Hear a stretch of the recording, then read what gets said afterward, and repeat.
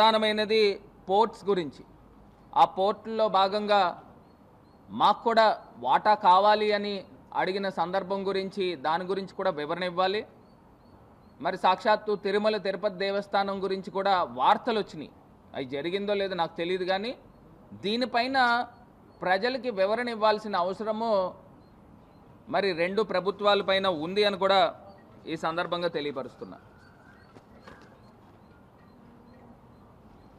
విభజన హామీల గురించి చర్చ తక్కువ, రవాణా గురించి లేకపోతే ఆ డ్రగ్స్ అంశాలు ఏదైతే ట్రాన్స్పోర్ట్ అవుతున్నాయన్నాయో వాటి గురించి ఎక్కువ టైం స్పెండ్ చేశారని తెలిసింది.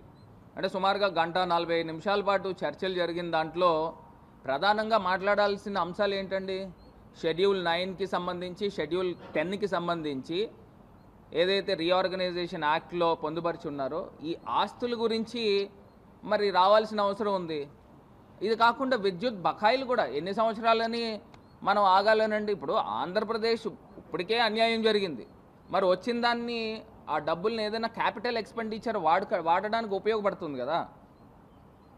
మరి అదేవిధంగా రెవెన్యూ డెఫిసిట్, మరి ఇవన్నీ కూడా రావాలి అని అంటే ఖచ్చితంగా కేంద్ర పెద్దల యొక్క మధ్యవర్తిత్వంతోనే ఈ మీటింగ్ జరిగి ఉంటే ఇంకా సానుకూలంగా అంశాలు బయటకు వచ్చేవి. ఎందుకంటే ఇప్పుడు దాకా ఒక కొలిక్కి తీసుకుని వచ్చిన అంశాలని దాన్ని ముందరు తీసుకెళ్తారు, అంతేగాని దీన్ని స్క్రాప్ చేసి మళ్ళీ మేము జీరో నుంచి స్టార్ట్ చేస్తామని అంటే కరెక్ట్ పద్ధతి కాదు.